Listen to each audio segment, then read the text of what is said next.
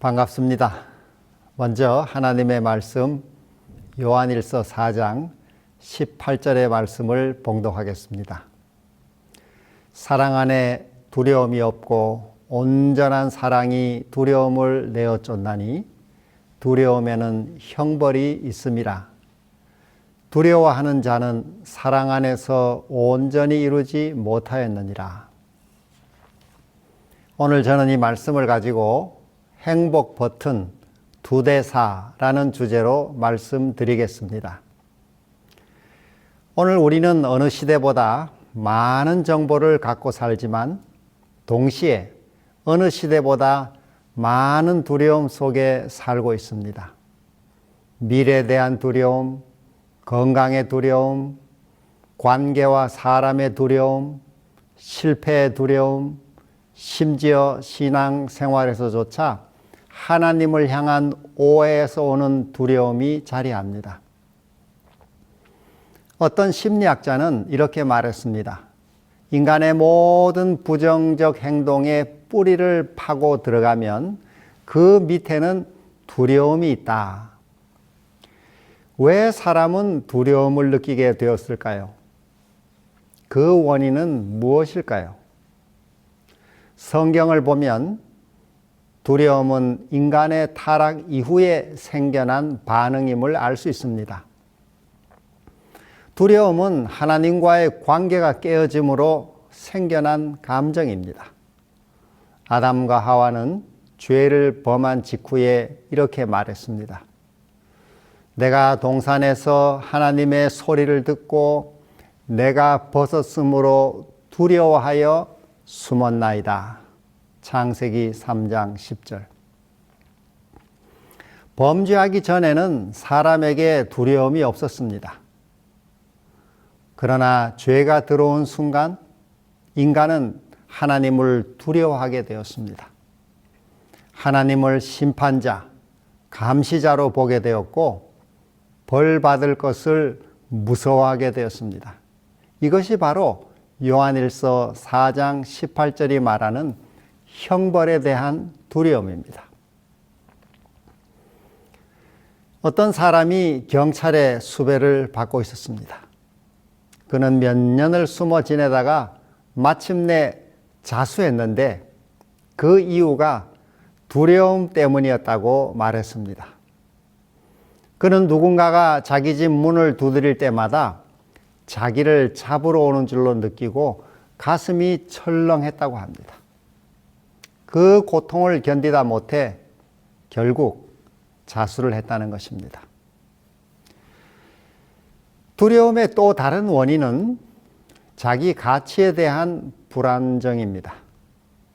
자존감이 낮으면 실패를 두려워하고 다른 사람의 평가를 무서워하게 됩니다. 또한 대인관계에서 거절당할까 봐 불안해하며 사소한 일에도 쉽게 위축됩니다. 현대인은 통제할 수 없는 상황을 매우 두려워합니다. 미래가 불확실할 때, 결과가 보이지 않을 때, 내 힘으로 해결할 수 없을 때 두려움은 더 크게 발생합니다. 요즘 청년들 사이에 흔한 두려움이 있는데 바로 상대가 카톡을 읽고 답장을 안 할 때의 불안입니다. 친구가 메시지를 읽고 답을 하지 않으면 내가 뭘 잘못했나? 나를 싫어하나? 관계가 틀어진 건 아닌가? 라는 생각에 마음이 조급해지고 두려움이 생깁니다. 관계 중심 문화에서 흔히 나타나는 거절 민감성, rejection sensitivity라고 하는 것입니다. 그러나 나중에 확인해 보면 상대는 바쁘거나 깜빡했을 뿐 문제가 전혀 없는 경우가 대부분입니다. 어떤 교인은 교회 봉사하는 것을 두려워했다고 합니다. 그 이유는 혹시 내가 일을 잘못하면 사람들이 뭐라고 하지 않을까? 실수라도 하면 교회에 폐가 되지 않을까라는 이유 때문이었습니다. 이런 현상은 실패의 결과보다 수치심을 더 두려워하는 문화에서 많이 나타납니다. 그러나 실제로 그 교우를 비난하는 사람은 아무도 없었고 오히려 그의 참여를 크게 격려해 주었습니다.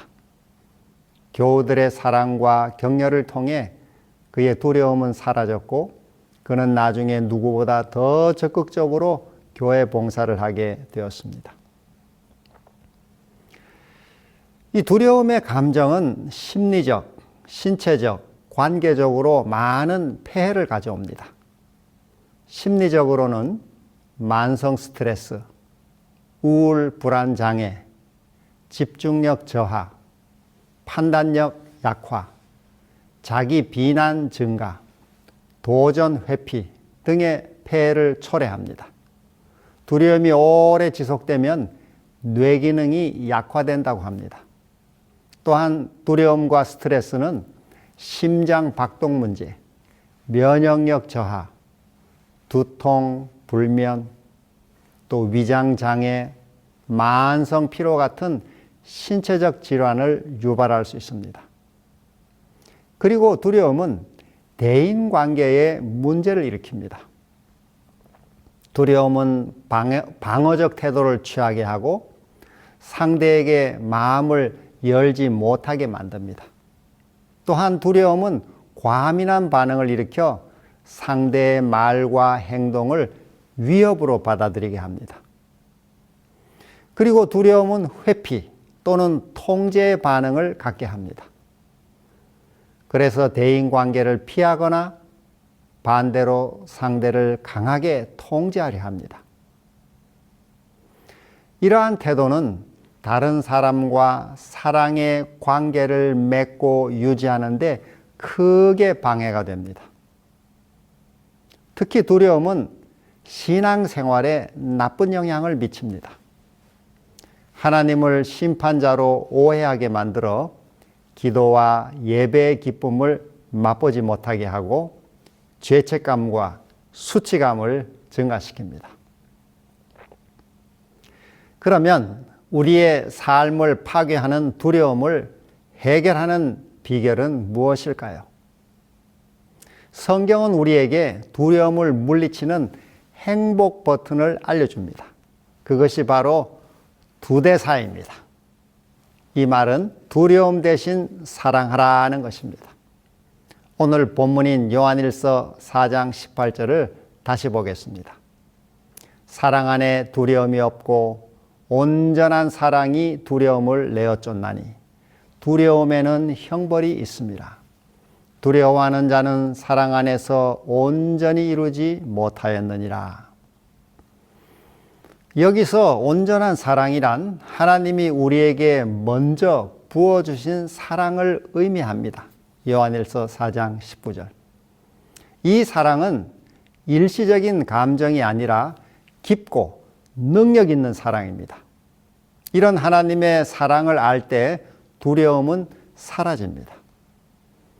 하나님의 사랑은 우리가 잘해서가 아니라 우리가 사랑받을 수 없는 죄인이었을 때 먼저 찾아온 사랑입니다.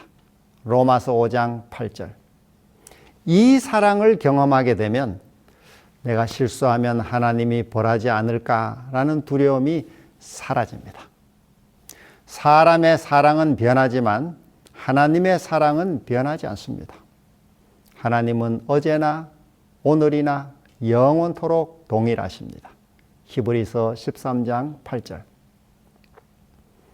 우리가 때때로 흔들리고 믿음이 약해져 실패해도 하나님의 사랑은 끝나지 않습니다. 이런 확신이 두려움을 몰아냅니다. 그런데 두려움에서 벗어나는 일은 단번에 일어나지 않습니다. 하나님의 사랑이 우리 마음을 채우게 되면 두려움은 조금씩 밀려나게 됩니다. 이런 경험을 하려면 하나님의 사랑을 지식적으로가 아니라 그것을 넘어 그 사랑을 경험해야 합니다. 사도 요한은 우리가 사랑을 알고 믿었다고 말합니다. 요한일서 4장 16절. 여기서 안다는 것은 지식이고 믿었다는 것은 신뢰이며 헌신입니다.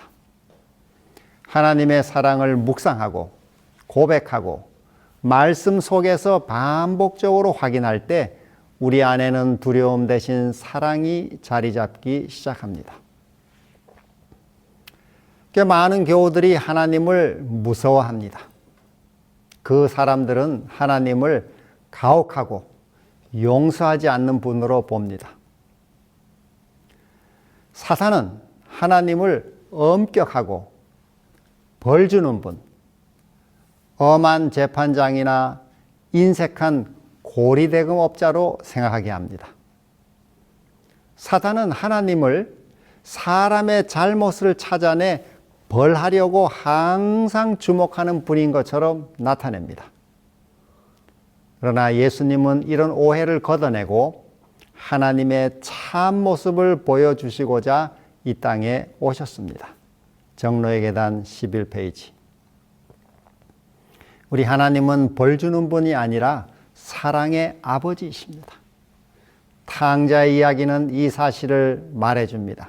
누가복음 15장 20절로 22절. 철이 없던 청년 시절 탕자는 아버지를 엄격하고 가혹한 사람으로 생각했습니다. 그러나 성령의 감화로 눈이 열린 아들은 아버지를 자비와 긍휼이 충만한 분으로 보게 되었습니다. 실물교훈은 그의 경험을 이렇게 설명합니다. 이 비유에는 탕자의 잘못을 견책하거나 조롱하는 장면이 전혀 없다. 탕자는 자기의 과거가 용서함을 받고 잊어버린 바 되었으며 영원히 그의 죄가 도말되었다는 것을 느낀다. 실물교훈 204. 이처럼 성경은 하나님을 자비하신 아버지 로마서 8장 15절, 친절한 목자 시편 23편, 능력의 구원자, 보호자로 소개합니다. 이런 하나님을 우리가 오해하면 두려움이 커지지만 그분을 바로 알면 두려움이 사라집니다. 그러므로 성령의 도우심을 힘입어 하나님에 대한 두려움의 생각을 사랑으로 바꿀 수 있게 되기를 바랍니다. 두려움의 1차 원인은 하나님에 대한 잘못된 생각입니다. 두려울 때 왜 두려운지 이 글로 적어보는 것은 도움이 됩니다. 두려움이 이 감정이 사실에 근거한 것인지 아닌지를 검증해 보는 것입니다. 잘 살펴보면 별것 아닌 것이 부풀려졌거나 왜곡된 요소가 있을 때가 많이 있습니다. 두려운 마음이 들 때 호흡을 천천히 깊게 해보십시오. 깊은 호흡은 이 편도체의 위협 반응을 낮추고 이성적 판단을 하는 전두엽의 힘을 강화시킨다고 합니다. 그렇게 심호흡을 하고 두려움의 대상을 마주해 보는 것입니다. 피하면 두려움이 더 커지지만 조금씩 마주하면 두려움은 약해집니다. 이런 믿음의 작은 실천을 용기를 내어 해보시기 바랍니다. 이 일의 성공을 경험하면 두려움이 아닌 자신감과 용기를 얻게 됩니다. 특별히 공동체의 사랑을 경험하면 두려움이 크게 줄어듭니다. 두려움을 해결하는 강력한 요소 중에 하나는 바로 이 공동체의 격려입니다. 우리가 나가는 교회 교우들의 지지를 경험할수록 내면의 불안은 줄어들고 정서적 안정감이 높아집니다. 이렇게 사랑을 경험하면 남을 용서할 수 있게 됩니다. 하나님의 사랑의 절정은 용서입니다. 용서는 이 마음속에 남아있는 미움, 불안, 원망, 상처를 풀어주는 과정입니다. 누군가를 용서하지 못하면 우리는 늘 관계의 두려움 속에 살게 됩니다. 하지만 하나님의 사랑으로 용서할 때 그 상처가 치유되고 우리 내면이 자유로워지며 두려움은 더 이상 우리를 지배할 수 없게 됩니다.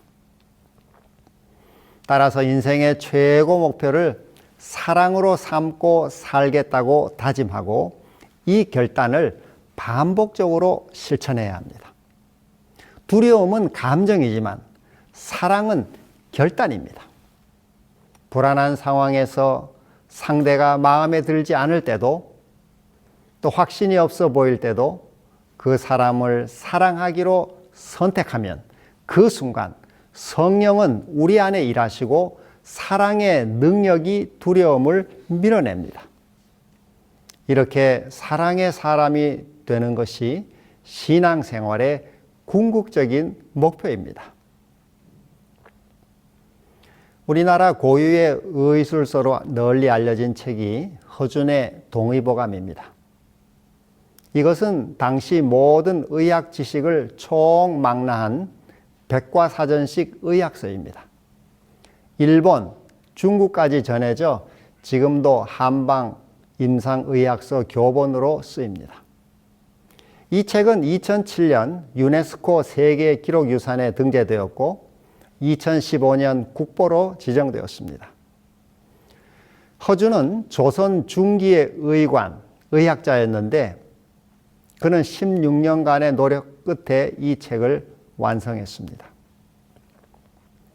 허준의 스승으로 알려진 경남 산청의 최고 명의 유의태라는 사람이 있습니다.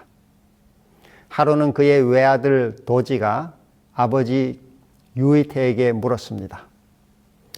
고금의 의서, 의술을 모두 통달하고도 의원으로서 더 갖출 것이 있습니까?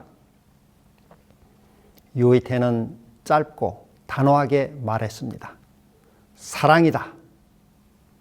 그리고 덧붙여 설명했습니다. 병들어 앓는 이를 불쌍히 여기고 동정하는 마음이다. 이 말에 도지는 현실적인 항변을 했습니다. 위험을 세우지 않고 다정하게만 대해주면 결국에는 약값을 깎으려 기어오르는 것이 병자들의 심성입니다. 남편의 말을 듣고 있는 아내 오 씨도 아들을 거들었습니다. 그럼 의원은 흙 파먹고 삽니까? 그러자 유의태가 다시 대답합니다. 의원도 의원 나름 고을마다 의원을 자처하는 자가 별처럼 깔렸으나 병자를 참으로 긍휼히 여기는 의원은 많지 않다. 유의태는 위암으로 죽으면서 허준에게 자기 몸을 해부하라는 유언을 남깁니다. 허준은 스승이 써놓은 서신과 유서를 보게 됩니다.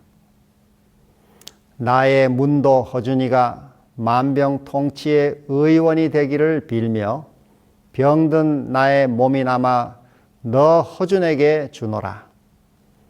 내 몸이 썩기 전에 지금 바로 내 몸을 가르고 살을 찢어 사람의 오장과 육부의 생김새와 그 기능을 똑똑히 보고 확인하라.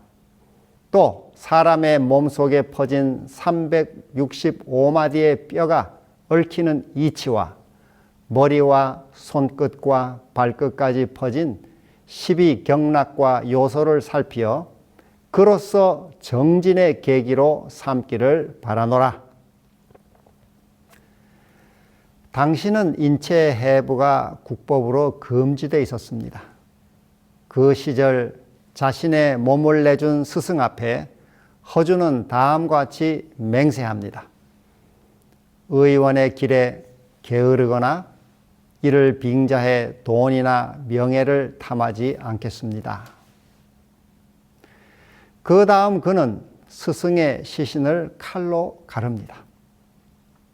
이 이야기는 소설가가 그려낸 상상이지만 사실보다 더 큰 감동을 줍니다. 의원이 갖출 최고의 자질은 사랑이라는 것입니다.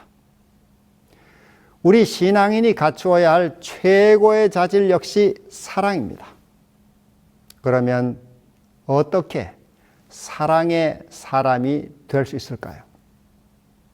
그 방법의 하나가 바로 날마다 하나님의 사랑을 바라보는 것입니다. 하나님의 사랑을 경험하면 사랑의 사람이 될 수 있습니다. 우리는 사랑을 경험함으로써 더 사랑 많은 사람이 될 수 있습니다. 심리학자들은 우리가 사랑을 받은 만큼 사랑을 한다고 합니다. 이것이 어린 시절에 부모나 다른 보호자에게 사랑을 제대로 받고 자란 사람이 커서 사랑을 주고받기가 훨씬 쉬운 이유입니다. 하지만 아무리 문제가 많은 가정에서 자랐다 해도 예수님의 사랑을 품은 사람으로 변화되는 게 불가능한 것은 아닙니다. 우리는 모두 아가페 사랑의 사람으로 자라고 성숙해질 수 있습니다. 단 그렇게 되려면 우리 내면이 하나님의 사랑을 경험해야 합니다. 우리가 구원받는다는 것은 하나님께 사랑을 받을 뿐 아니라 하나님의 사랑으로 가득한 사람이 되는 것입니다. 어떤 영적 지도자가 이런 조언을 했습니다. 당신의 죄 가운데 앉아 하나님의 사랑을 경험하세요. 이 말은 죄책감을 느끼지 말고 계속해서 죄를 지으라는 뜻이 아닙니다. 그것은 이런 뜻입니다. 죄를 짓거든 하나님께 숨기지 마세요. 그 죄를 하나님 앞으로 가져가세요. 변명도 책임 전가도 부정도 하지 마세요. 있는 그대로 드러내세요. 그러면 하나님이 있는 그대로 사랑해 주실 겁니다. 그리고 그 사랑을 경험하면 하나님이 원하시는 사람으로 변해갈 수 있습니다. 그러면 어떻게 하나님의 사랑을 경험할 수 있을까요? 여러 방법 중에 하나가 기도입니다. 이 기도에는 4가지 유형이 있다고 합니다. 첫 번째는 읽는 기도입니다. 정해진 기도문이나 찬양으로 기도하는 것입니다. 그리고 둘째는 말하는 기도입니다. 우리 삶에 대해 하나님께 감사와 탄식, 간구와 중보 기도하는 것입니다. 셋째는 듣는 기도입니다. 조용히 성령의 음성을 듣거나 거룩한 말씀을 읽으면서 하나님의 음성을 듣는 것입니다. 마지막으로 하나가 보는 기도입니다. 사랑으로 우리를 바라보시는 하나님을 그냥 바라보는 것입니다. 바울은 이렇게 말합니다. 우리가 다 수건을 벗은 얼굴로 거울을 보는 것 같이 주의 영광을 보매 그와 같은 형상으로 변화하여 영광에서 영광에 이르니 곧 주의 영으로 말미암음이니라. 고린도후서 3장 18절. 우리는 주님을 바라봄으로써 주님의 형상으로 변화됩니다. 즉 우리가 사랑으로 하나님을 보고 하나님이 사랑으로 우리를 보실 때 이런 변화가 나타납니다. 이 단순한 활동은 우리 내면을 변화시키고 우리의 가장 깊은 상처를 치유하는 힘이 있습니다. 그리고 이 활동은 더 많은 성경 공부나 교회 출석, 심지어 심리 치료로도 불가능한 변화를 가져올 수 있습니다. 영성훈련 지도자인 매저리 톰슨은 18세기 조용한 교회 안에서 몇 시간 내내 혼자 앉아있곤 하던 나이 많은 농부와 어느 신부 사이에 있었던 대화에 관한 이야기를 들려주었습니다. 신부가 노인에게 뭘 하는 중이냐고 묻자 그는 이렇게 대답했습니다. 저는 그분을 보고 그분은 저를 보십니다. 그래서 우리는 행복합니다. 하나님의 사랑을 경험하려면 이 4가지 유형의 기도가 모두 중요합니다. 하지만 읽는 기도와 말하는 기도 차원에서 벗어나지 못하는 사람이 많습니다. 특별히 듣는 기도와 보는 기도의 기쁨을 발견하는 사람은 매우 드뭅니다. 심리학자이자 영성 지도자인 이 데이비드 배너라는 사람은 이 보는 기도에 관한 자신의 경험을 이렇게 소개했습니다. 하나님의 사랑을 묵상한 것이 더 많은 사랑을 품기 위한 수십 년간의 노력보다도 내 사랑을 키우는데 더 효과적이었다. 나는 하나님의 사랑을 깊이 경험하기 위한 시간을 냈다. 그 사랑에 흠뻑 젖고 그 사랑이 들어오기 위한 시간을 냈다. 그랬더니 불가능하다고 생각되어 포기했던 변화가 나타나기 시작했다. 다른 사람들을 사랑하지 못했을 때 하나님께로 돌아가 그분의 품에 온몸을 던지며 나를 있는 모습 그대로 얼마나 사랑하시는지 기억하게 해달라고 요청하면 남들에게 전해줄 수 있는 새로운 차원의 사랑을 경험하기 시작한다. 참 좋은 경험입니다. 예수님은 이 땅에 계실 때 날마다 하나님 아버지와 이런 깊은 교제 시간을 가졌습니다. 시대의 소망은 이렇게 말합니다. 인간으로서 그분께서는 당신의 인성이 신성과 인성을 연결시킬 하늘의 전류로 충전되기까지 하나님의 보좌를 향하여 탄원하셨다. 그분께서는 끊임없는 교통을 통하여 하나님에게서 생명을 받으셨는데 이는 세상에 생명을 주시기 위함이었다. 그분의 경험은 우리의 경험이 되어야 한다. 시대의 소망 363. 또한 실물교훈은 예수님의 이 교제를 이렇게 묘사합니다. 그는 매일 아침 여러 시간 동안 아버지와 교통하심으로 하늘의 빛을 사람에게 나누어 줄 준비를 하셨다. 그는 날마다 성령의 새로운 침례를 받으셨다. 실물교훈 139. 우리도 날마다 이런 시간을 가지면 하나님의 사랑으로 충만한 사람이 될 수 있을 것입니다. 하지만 이 보는 기도를 하기로 결심했다고 바로 실천되는 것은 아닙니다. 기도를 결심하지만 실천하지 못할 때가 많습니다. 그래서 기도에는 많은 훈련이 요구됩니다. 우리는 포기하지 말고 기도의 자리에 계속 나아가야 합니다. 이 핀란드의 정교회 저자인 티토 클리안더가 한 수사에게 이렇게 물었습니다. 수도원에서는 무엇을 합니까? 그러자 그 수사는 이렇게 대답했습니다. 우리는 넘어졌다가 일어서고 넘어졌다가 일어서고 넘어졌다가 다시 일어섭니다. 우리의 기도 생활도 이와 같습니다.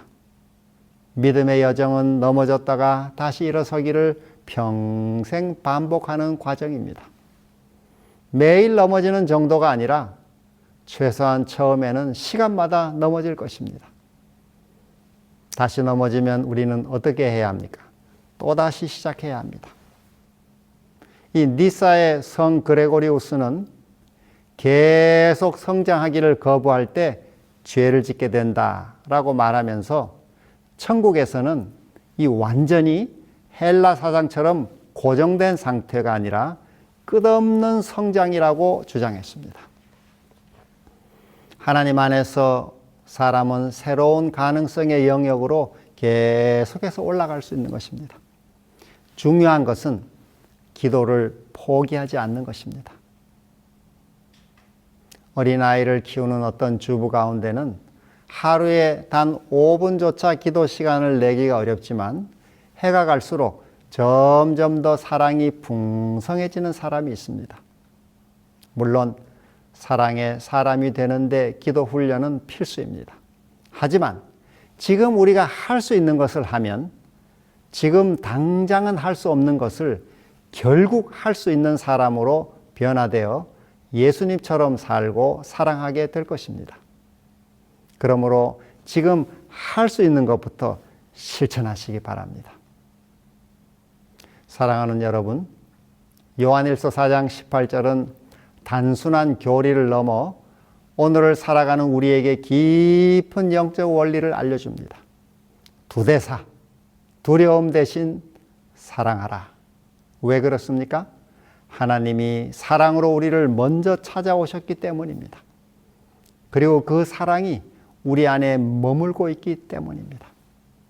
우리는 미래에 대한 두려움, 관계의 두려움, 실패의 두려움, 건강의 두려움, 하나님의 사랑을 제대로 느끼지 못하는 영적 두려움 등 여러 가지 두려움을 품고 있습니다.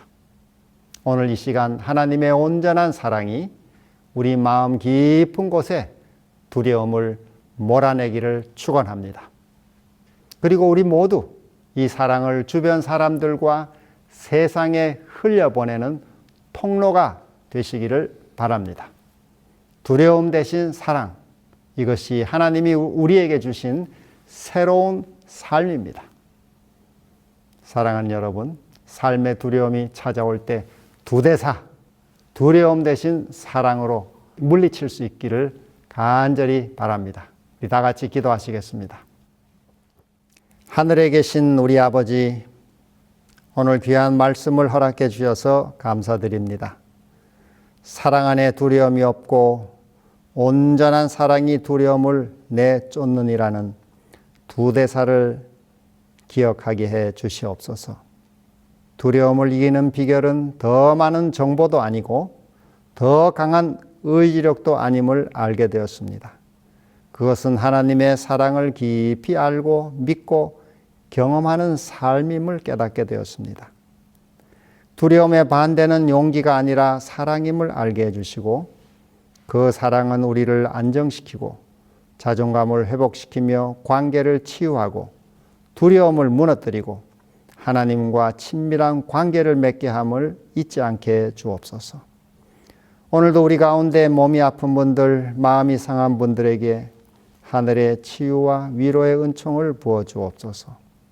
우리의 가정과 교회를 복주시고 우리나라를 지켜 주옵소서. 위정자들에게 하늘의 지혜와 판단력을 더하사 하늘을 두려워하고 백성을 사랑하는 마음으로 치리하게 도와주옵소서. 한국재림교회에 약속하신 늦은비 선교의 부흥을 허락하여 주옵소서. 우리 각자가 그 일에 헌신하게 은혜를 부어 주옵소서. 주님의 은혜가 다가오는 한 주의 삶도 선히 인도해 주시기를 비오며 예수 그리스도의 이름으로 기도드립니다. 아멘.